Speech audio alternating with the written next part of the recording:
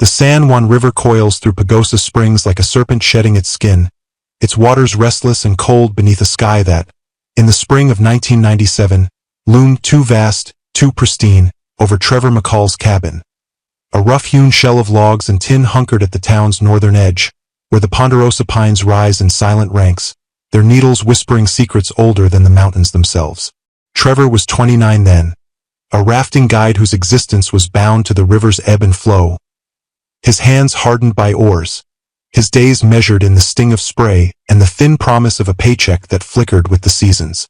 On May 12th, after a greasy burger bought with a rare generous tip, he sank into his sagging bed, the weight of exhaustion dragging him into a black, dreamless tide, until a hum, low and rhythmic, clawed through the stillness, a pulse not his own that swelled until it shook the cabin's bones and rattled the marrow in his chest. It wasn't a plane, not the wind through the trees, but something deliberate, something immense. A triangular shadow edged in blue light that hung above the treeline, its beam a blinding spear that tore him from his porch into a void of cold metal and insectoid eyes. This wasn't a solitary plunge into nightmare, though. It's a thread in a shuddering web of terror woven across America's wild fringes.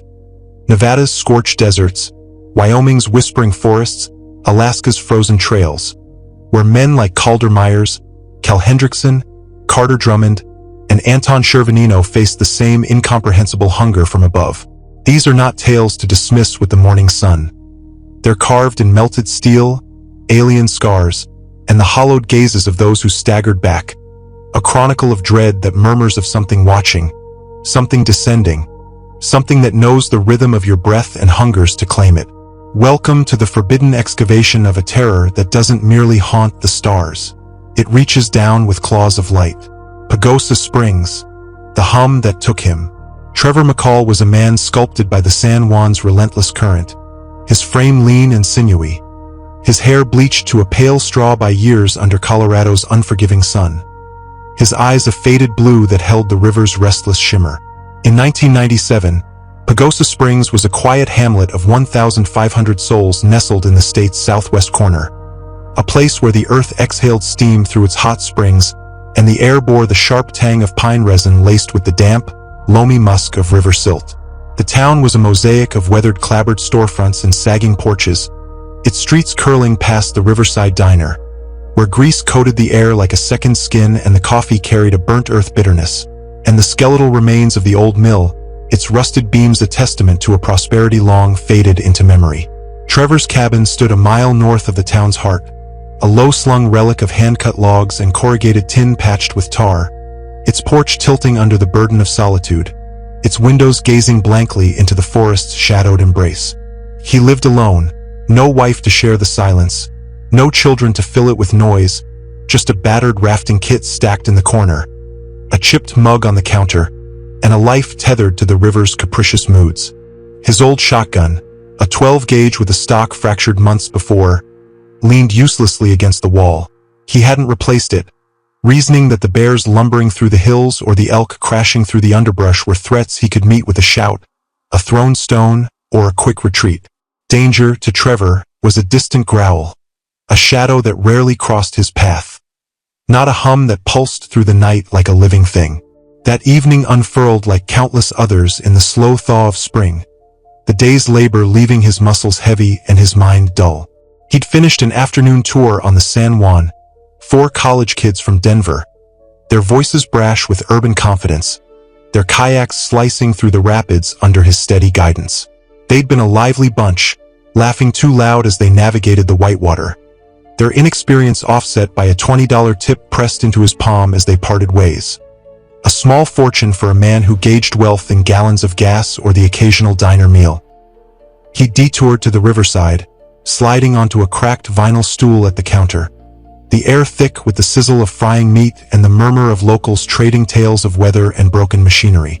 The burger came hot, its bun soaked with fat that dripped onto the plate, and he ate in solitude, the jukebox crooning Merle Haggard's lonesome wail over the clatter of dishes and the low hum of a television bolted above the bar, its screen flickering with a grainy baseball game no one watched. By dusk, he was home, the sky a bruise of purple and gold bleeding into the horizon, the air crisp with the scent of pine needles and the faint, earthy tang of river mud carried on a breeze that rustled the trees. He kicked off his boots, their soles crusted with the day's silt, and collapsed onto a mattress that sagged like a weary sigh, its springs groaning under his weight.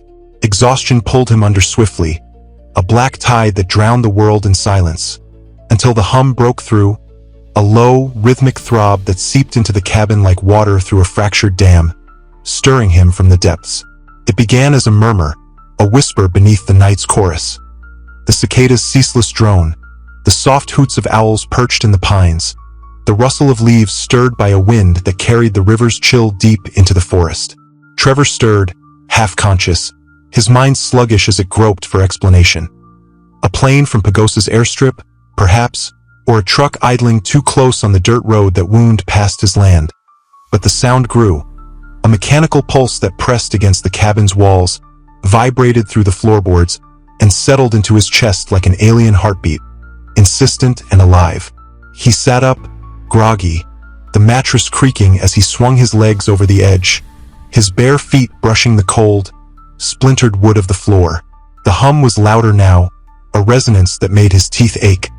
His ribs hum in sympathy, a sound that seemed to coil around his spine and squeeze. He stumbled to the porch, the night air slapping him awake with its sharp bite, and froze in the threshold, the boards rough and icy beneath his soles.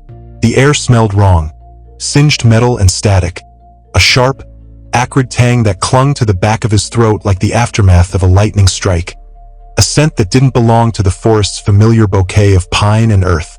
Above, the stars gleamed with unnatural clarity, as if someone had scoured the sky clean, stripping away the haze that usually softened their light, leaving them sharp and cold like shards of glass suspended in the black. The forest had fallen silent. No crickets chirped, no wind sighed through the branches, no nocturnal creature stirred. Just the hum, now a deafening roar that shook the porch's frame, sent a tremor through his legs, and pulsed in time with a dread he couldn't name. He squinted into the dark, his breath clouding in the chill, his hands gripping the porch rail as if it could anchor him to the world he knew. And there it was, a massive triangle hovering above the treeline, its edges outlined in a faint, pulsing blue light that seemed to drink the darkness around it, casting the pines below in a sickly glow. It wasn't a plane. No roar of engines split the night, no thrum of propellers broke the silence. Just a silent, deliberate shape, its underside smooth and featureless save for a glowing core that pulsed like a living heart, slow and predatory. Trevor's mind scrambled for footing, military, maybe, some secret craft from NORAD, an hour's drive north in Colorado Springs, testing its wings over the Rockies. But the way it moved defied reason, gliding with a grace that mocked gravity, its edges sharp and unwavering as it hung there, watching. He took a step back, instinct screaming retreat, his bare feet scraping against the wood. But before he could turn, a beam lanced down from the triangle's core, white-hot, blinding, a spear of light that pinned him where he stood. It wasn't just bright. It was force, a physical weight that slammed into him, locked his limbs, yanked his body taut like a marionette on invisible strings. His vision blurred, the cabin's outline melting into a smear of shadow, his heartbeat drowned by the hum's relentless tide, now a roar that filled his skull and pressed against his eardrums until they ached. Then black, a void that swallowed him whole, the river's song fading into a silence so complete it felt like death. His body lifted from the earth as if gravity had forsaken him. Awareness clawed back in fragments, cold and sharp, like splinters of ice piercing the dark. He lay on a metallic table, its surface smooth and unyielding, radiating a chill that seeped into his bones and made his joints ache with a deep, marrow-cold stiffness. The room around him shimmered like the inside of a light bulb, white, seamless, no walls or corners, just an endless sterile glow that pulsed faintly, as if the space itself were alive, breathing in time with a rhythm he couldn't grasp. The air was thick, suffocatingly clean, stripped of the pine and river musk that defined his world, replaced by a sterile nothingness that coated his lungs and made each breath a labor. His head throbbed, a dull, pounding ache that radiated from his temples, as if he'd been struck with a blunt force he couldn't recall. And when he tried to move, metal cuffs bit into his wrists and ankles, their edges cold and unyielding, pinning him like a specimen on a slide. He thrashed, muscles straining, his breath coming in ragged gasps, but the cuffs held fast, their grip mechanical and merciless, the sound of his struggle swallowed by the room's oppressive hush. A voice broke the silence. Calm, measured, not English yet understood, echoing in his skull like a thought planted there by force. Do not be afraid. Your compliance ensures minimal discomfort. They emerged then, stepping from the glow as if birthed by its light. Not the little green men of tabloid headlines or the lanky grays of late-night conspiracy shows, but insectoid horrors that twisted the familiar into a nightmare tableau. Their skin was translucent, segmented like a beetle's carapace, shimmering under the sterile light with a sickly, iridescent sheen that shifted from pale green to a bruised purple. 6 spindly legs clicked against the floor, each ending in clawed appendages that gleamed like surgical tools, their tips sharp and precise, designed for cutting rather than grasping. Their heads were elongated, ridged with pulsing veins that glowed faintly beneath the surface, a lattice of life that throbbed in time with the room's own pulse. Their eyes, if they had eyes, hidden in the shadowed hollows of their grotesque forms. Trevor's mind groped for comparison. Praying mantis crossed with scorpion. A predator's elegance warped into something alien, something fundamentally wrong. Their movements a blend of grace and menace that made his stomach churn. One approached, its steps deliberate, its gaze a cold dissection that stripped him bare, peeling back flesh and bone to peer into the marrow of his being. It held a device, a metallic egg, its surface smooth and featureless until wires and syringes sprouted from it, writhing like living things, their tips glinting with a promise of pain. Human biology, it intoned, its voice a mechanical chill that vibrated in his skull, bypassing his ears to lodge directly in his thoughts. Primitive yet sufficient. You will assist in our study. Study what? Trevor choked out, his voice raw, his throat tight with a cocktail of fear, anger, and disbelief, the words scraping past his lips like gravel. No answer came. The egg hummed to life, a low, sinister drone that matched the pulse in his chest, its wires snaking toward him with a purpose he couldn't fathom, their movements sinuous and deliberate, like tendrils seeking a vein. One plunged into his forearm, a searing pain racing up to his shoulder, sharp and electric, as if it were peeling back his flesh to expose the nerves beneath. He gasped, his vision swimming, the room tilting as the pain burned through him, and he felt it pulling. Not just blood, but something deeper, a tugging at the core of his being that left his limbs heavy, his mind reeling, a sensation of being drained that went beyond the physical. Another voice, colder still, mused from the shadows, unique neural patterns, useful for adaptive processes. Its tone clinical, detached, as if he were a specimen under a microscope, his humanity reduced to data points on a chart. Replicate?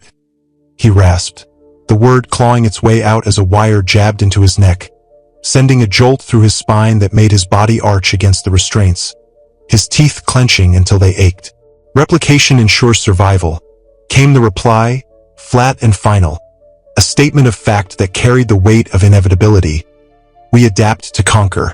Beyond his table, for others loomed in the sterile glow, 2 adults, a man and a woman, their faces slack with unconsciousness, and 2 children, no older than 10, their small bodies dwarfed by the metallic slabs that held them, their chests rising and falling in shallow, uneven rhythms.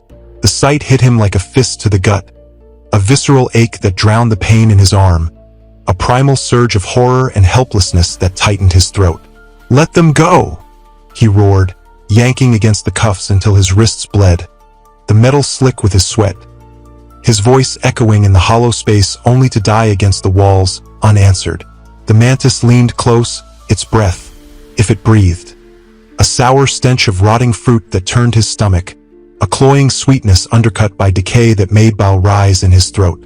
This is preservation, not negotiation, it said, its ridges pulsing faster, a rhythm of cold intent that matched the flickering lights on a console that materialized from the wall, its surface alive with glyphs that danced like fireflies in the gloom. A holographic map flared into being, Earth, its surface littered with red dots that pulsed and spread like a plague, each one a wound glowing brighter before fading into shadow, a pattern that stretched from the Rockies to the deserts, the forests to the coasts. Trevor's blood ran cold, his breath catching as realization sank in. This wasn't exploration, not a study.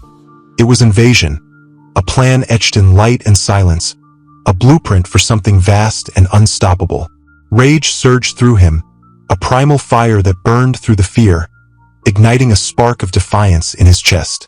When a cuff loosened, perhaps a glitch in their machinery, perhaps their arrogance in underestimating him, he seized the moment, his hand closing around the metallic egg with a desperation born of survival. He slammed it against the table's edge, sparks erupting in a shower of white-hot light, the wires flailing like severed nerves, their tips thrashing wildly as the device hissed and smoked. The mantis screeched, a high-pitched wail that split his skull, a sound like metal tearing under strain, and lunged, its claws slashing the air inches from his face.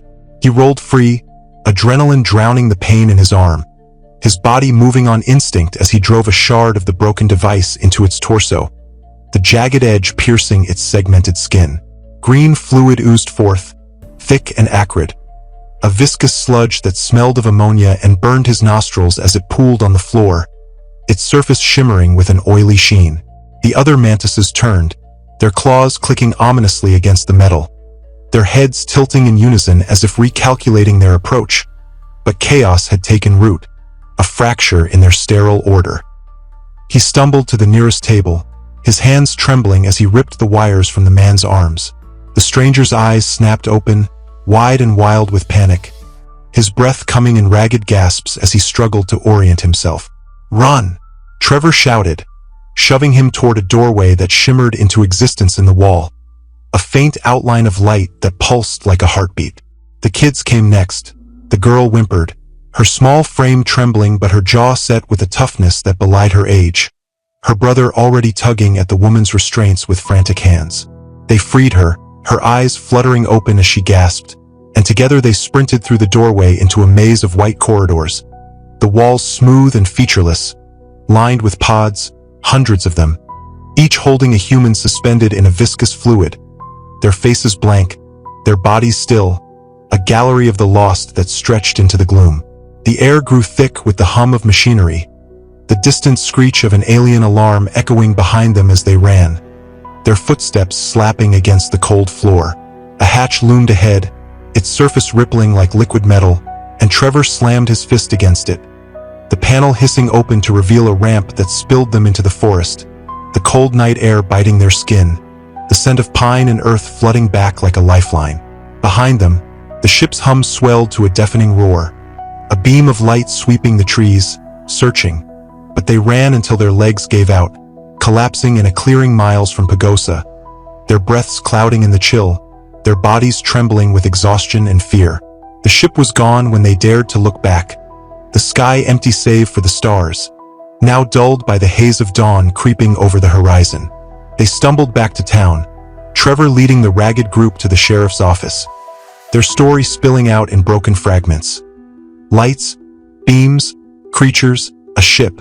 The authorities arrived later, combing the forest, and found scorch marks on the ground, perfect circles of baked earth where the grass had withered to ash, and piles of shredded bodies, torn apart with a precision no animal could muster, their flesh discarded like refuse. The official report called it a chemical spill, a freak accident that caused hallucinations and mass hysteria, a tidy explanation that erased the truth with bureaucratic ink. But Trevor saw the map, felt the wires, smelled the rot of their breath. He knew. They're still out there, learning, adapting, waiting. Their hunger a shadow cast across the sky. Medicine Bow's Cubic Dread, Calder's Fall. In Wyoming's Medicine Bow National Forest, October 2018, Calder Myers, a freelance surveyor with a penchant for the wild solitude, met a terror that pulsed rather than hummed, a geometric nightmare that shattered the forest's fragile peace. Calder was 32, a man of quiet habits and calloused hands, his life a rhythm of contracts and campsites, his days spent mapping the Earth's secrets for geological firms that paid in cash and left him alone. 5 days into a gig marking mineral sites, he'd grown attuned to Medicine Bow's cadence. The wind sigh through pine needles, the crunch of granite under his boots, the distant cry of a hawk wheeling beneath a sky pale and untroubled. His camp was a tarp strung between trees and a sleeping bag rolled out on a bed of moss, 3 miles back from the ridge where he worked that morning. His gear a battered rucksack stuffed with a notebook, a compass, and a thermos of coffee gone cold by noon. He'd hiked out at dawn, a seismic sensor slung over his shoulder. A metal box with wires and antennas, a simple device to listen to the Earth's murmurs, its hum a faint echo of the machinery he'd left behind in the city. The forest was alive around him, the air sharp with the scent of sap and the faint musk of damp soil, the trees stretching tall and dense, their branches interwoven like a canopy against the world. Around midday, as he knelt to anchor the sensor into a slab of exposed rock, the forest stilled. Not quiet, but still, a sudden cessation of sound that made his ears strain against the silence. The wind died, the birds fell mute, the rustle of leaves faded into an oppressive hush, as if the trees themselves held their breath, the air growing heavy with an unspoken weight that pressed against his chest. A hum began, faint at first, a whisper beneath the pine's vanished rustle, a vibration he felt more than heard, tickling the soles of his boots and creeping up his spine. Calder paused, frowning, his hands stilling on the sensor's casing, his first thought a drone. Poachers, perhaps, or a ranger testing new tech. But it swelled, a mechanical pulse that rolled through the ground, vibrated through the rock, and settled into his bones. A steady wave that made his teeth ache and his ears ring with a high, whining edge. He stood, brushing dirt from his knees, and scanned the sky, squinting against the sun's glare as it hung high and merciless, casting shadows that danced across the ridge. The hum deepened, a resonance that pulsed in his chest like a second heartbeat, and he saw it. A gray, uneven cube hovering above the treetops, its edges sharp and gleaming, its surface shifting between dull silver and bright blue like a prism caught in a storm of light. It wasn't a disc or a saucer, nothing he'd conjured from UFO tales swapped over beers and dive bars. Just a stark, geometric thing, its form alien in its precision, its silence a mockery of the engines he knew. It hung there, motionless at first, then tilted with a grace that defied gravity, descending toward the ridge, the hum now a roar that drowned the world in its tide. Calder's breath caught, his mind racing, military, maybe some DARPA project gone rogue. But instinct overrode reason, and he dropped the sensor, its wires tangling in the dirt as he bolted through the dense underbrush. Branches clawed at his arms, snagged his jacket, their tips snapping under his weight as he crashed through the forest, his boots slipping on pine needles, his breath ragged in his throat. He didn't look back. The hum swelled, deafening, swallowing his pounding heart, the snap of twigs lost in its relentless pulse, until a flash blinded him, a searing white that burned through his eyelids, his legs buckling as he pitched forward, crashing to the earth with a force that drove the air from his lungs. He woke on a smooth, seamless surface, warm like heated glass, its faint glow radiating up through his palms as he pushed himself upright. The air was thick with a burnt metal tang, a sharp, acrid scent that coated his tongue and stung his nostrils, a smell that didn't belong to the forest's damp embrace. Above, the ceiling rippled with faint light, a liquid shimmer that bent his sense of space, curving inward like the inside of an egg. No corners, no seams, just an endless expanse of glowing white that pulsed faintly, alive with a rhythm he couldn't place. His gear was gone, boots too, his socks damp against the floor, the chill seeping into his toes, and the room stretched vast and disorienting, its boundaries lost in the glow.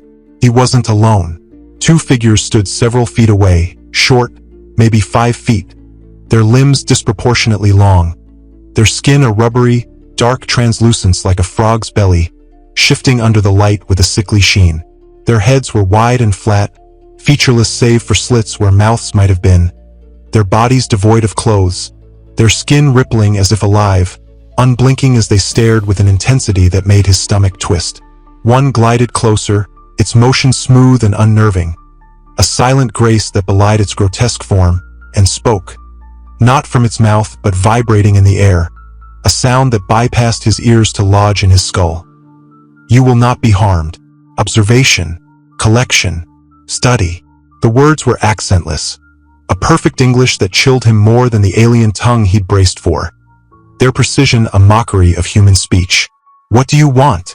Calder croaked, his throat dry, his hands trembling as he pushed himself to his knees. His voice a ragged whisper swallowed by the room's hush. "Observation." It repeated, "Study."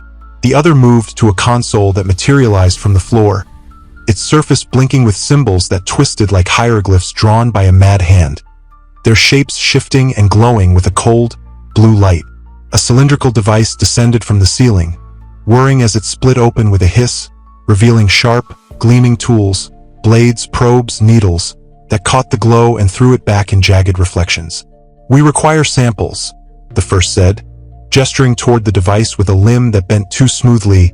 "Tissue, bone, neural data."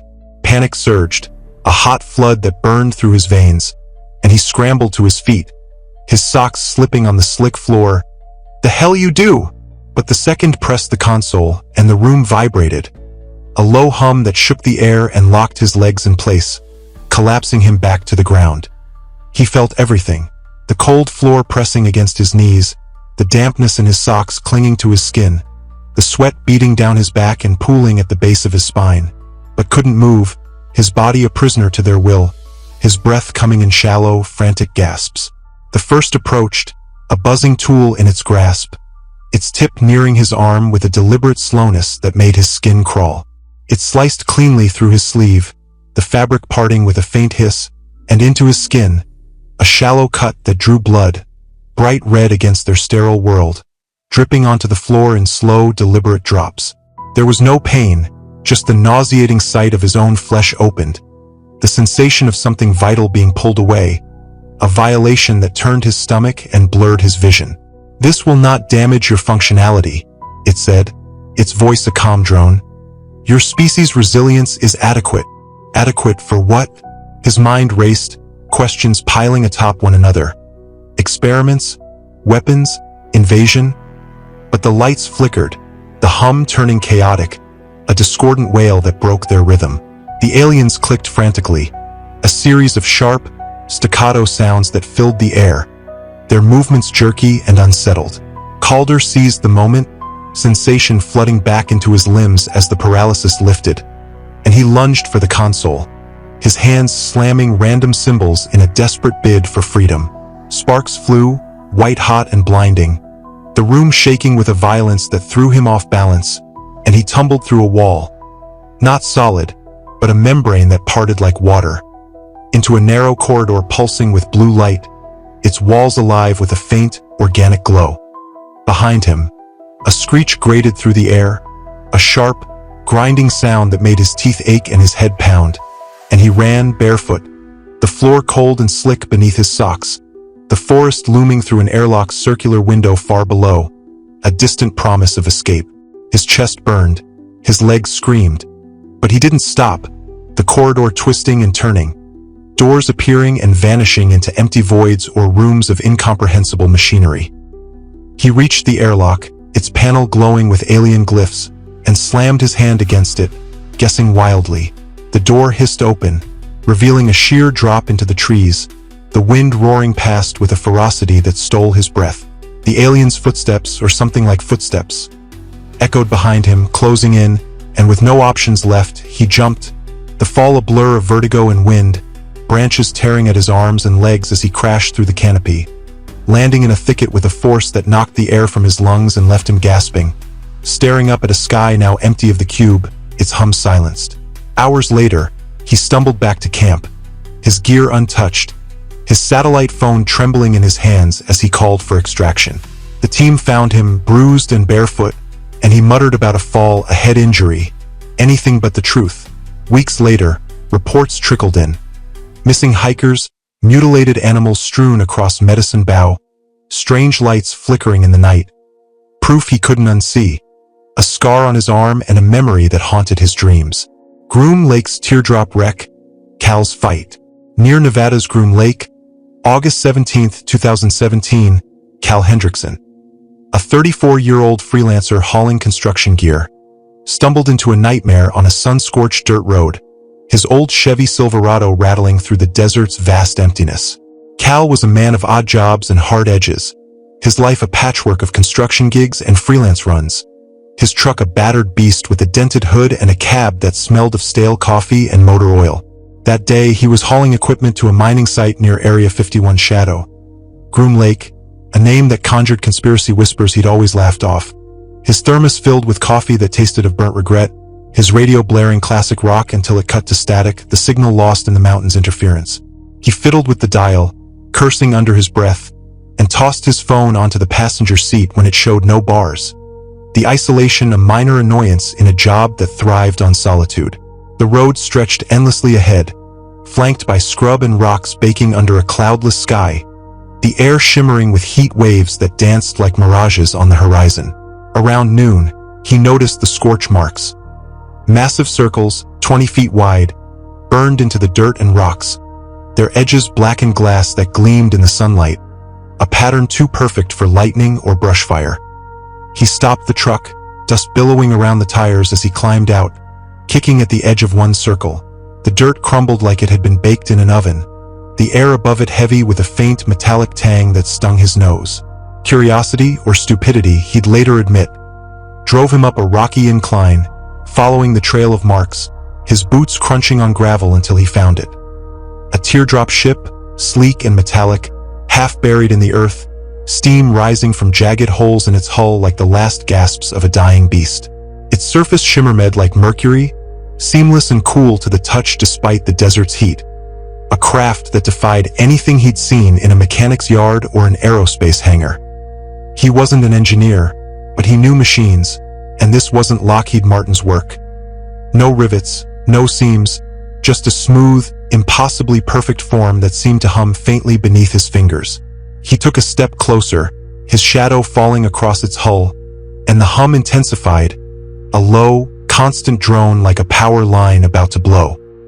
He reached out, half expecting it to scald him, but the metal was cool, almost alive, and as his fingers brushed it, a panel slid open with a hiss, revealing a chamber within. The air grew heavier, humid and charged, the walls lined with glowing blue symbols, hieroglyphs mixed with circuit diagrams, their light pulsing in time with the hum. In the center stood a chair, molded for something not quite human, its curves alien and unsettling. Before he could process it, a shadow moved, and he whipped around, expecting a coyote or a mining crew. Anything but what he saw. It was 7 feet tall, gangly, its limbs too long and thin for its torso, its skin an iridescent gray that shifted colors, blue to green to silver as it moved, a slit-like feature where a face should have been, tilting curiously. "You are unexpected," it rasped, its voice mechanical and stilted, emanating from its body rather than a mouth, a sound that made his skin crawl.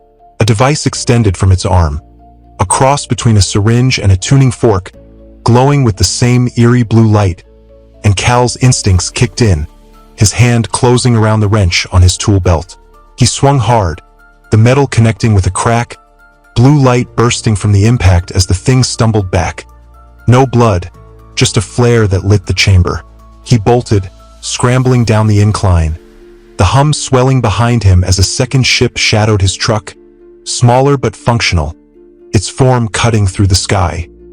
He reached the cab, yanking the door open, but a beam locked him, blinding, electric, seeping through the cracks, and he woke strapped to a table, the room seamless and glowing, a lifeless man beside him, pale and still. 2 smaller aliens flanked a taller one, their voices chanting, "Conservation requires sacrifice." As a surgical tool neared his chest, rage flared, and he grabbed it mid-air, stabbing the taller one, blue fluid sizzling as it hit the floor, its body convulsing. He ran through corridors lined with pods, faces he recognized from town, a waitress, a kid from the docks, until he crashed his truck free, black SUVs swarming the site, men in suits warning him to forget as they erased the evidence. The scorch marks his only proof. Black Rock's silent beam, Carter's Hall. Carter Drummond, a long-haul trucker, faced his terror in Nevada's Black Rock Desert. October 22, 2017. His rig a chrome and diesel beast roaring through the night's void. Carter was 38, a man of the road, His life a blur of highways and truck stops. His pride the spotless shine of his semi despite its years of wear. That night, he had the desert to himself. The highway a black ribbon dotted with distant headlights. The stars a broken spill of glass across the heavens. He was hauling steel beams from Reno to Salt Lake City, racing a lunatic deadline, when his CB crackled with static, a shaky voice breaking through. "Breaker? Breaker? Anyone out here? There's something in the sky." Giant spotlight, moving slow. Carter smirked, replying, "Probably some rich guy's drone." But the voice didn't laugh, fading into silence. 20 minutes later, his headlights caught a minivan on the shoulder, hazard lights flashing, and he pulled over, dust swirling as he stepped down, figuring he'd play Good Samaritan. Nobody deserved to be stranded with coyotes howling in the dark. A woman emerged, mid-30s, disheveled, her hair wild as she waved him down, her voice cracking. "Thank God you stopped. My husband's gone." "Gone?" Carter asked, grabbing a flashlight from his cab, its beam cutting through the night. She gestured wildly, sobbing. Something took him. A light came down and he was just gone. Her fear was palpable, a raw edge that made his skin prickle, and he followed her pointing finger to a patch of desert 50 yards off. The ground scorched and churned. No tracks, no blood, just an eerie stillness. He'd heard tales like this, truckers spinning yarns over coffee, but standing there, the air charged like before a storm, unease crept up his spine. Then he saw it. A pale bluish glow streaking across the sky, not a plane or satellite, moving unnaturally, stopping, starting, scanning the ground. It halted above them, and the light expanded, enveloping him and the woman in an otherworldly glow. His muscles locking, his flashlight clattering to the dirt as he froze. He woke on a cold metallic surface, the air sterile and sharp, like a hospital stripped of warmth, his head spinning as he sat up. The woman was there, unconscious, strapped to a table, and beside her a man, her husband, he assumed, his chest rising shallowly. A creature loomed, 7 feet tall, its skin shimmering gray, its limbs spindly, its head bulbous and smooth, holding a tablet-like device with no screen. "You are awake," it said, its voice calm and precise, a mechanical hum that chilled him. "What the hell is this?" he croaked, his throat dry. "Assessment," it replied, "of humanity. Your species is intriguing." Hours blurred, lights, sounds, vibrations rattling his teeth, questions echoing in his mind. How does fear manifest? What is love? Why do you harm each other? A needle hovered, warmth spreading as his memories slipped away, until he broke free, the minivan gone. His cargo melted into a perfect sphere, 3 puncture marks on his arm, a silent testament to a truth no one would believe. Juneau's frozen void, Anton's loss. In Alaska's Juneau wilds, March 15, 2003, Anton Shervanino, a marine mechanic with a knack for boats and snowmobiles, sought his missing friend Jeff Granger, plunging into a frozen nightmare. Anton was 35, a man of simple pleasures, beers with crabbers, fixing engines for a 6-pack, the hum of the wilderness his solace. Jeff, a burly trapper who never left his cabin without a rifle, vanished checking traps, and when his wife Ellie begged Anton to search, he grabbed his .44 Magnum and snowmobile, roaring into the night under a star-streaked sky. 3 miles in, he found Jeff's snowmobile tipped, headlights slicing the dark. The snow churned in a wide circle, a scorch mark steaming at its center. No blood, no tracks, just absence. Green orbs descended, a beam lifting him to a liquid metal space where chrome-skinned aliens clicked. The other human was unviable, terminated. A needle flooded his mind with alien vistas, restraints snapping as he fell back to snow. Jeff's surgically split body beside him, burns on Anton's chest, a mark no doctor could explain. The forest hiding a truth too vast to grasp. The pattern, a skyward hunger. These are not isolated horrors. They're a constellation of dread across America's wild edges. Scorch marks, perfect circles of baked earth, Scarpagosa, Groom Lake, Juneau. Devices, eggs, syringes, needles, leave burns and punctures, tools of a cold science. Pods cradle humans, a harvest for integration or preservation. Roswell's 1947 crash, Nevada's 1980s vanishings, Alaska's 2000 mutilations whisper of a hunger that studies, adapts, and waits, its beams tracing the earth for the next to claim. Your place in the unseen. Imagine your Trevor, the hum shaking your bones, the beam locking your limbs. Would you fight, clawing at their tools, or freeze, praying the stars reclaim their own? If those lights hovered above your road, would you chase the truth through the dark, or bolt the door, hoping they pass? The sky endures, its hunger a shadow waiting for your gaze.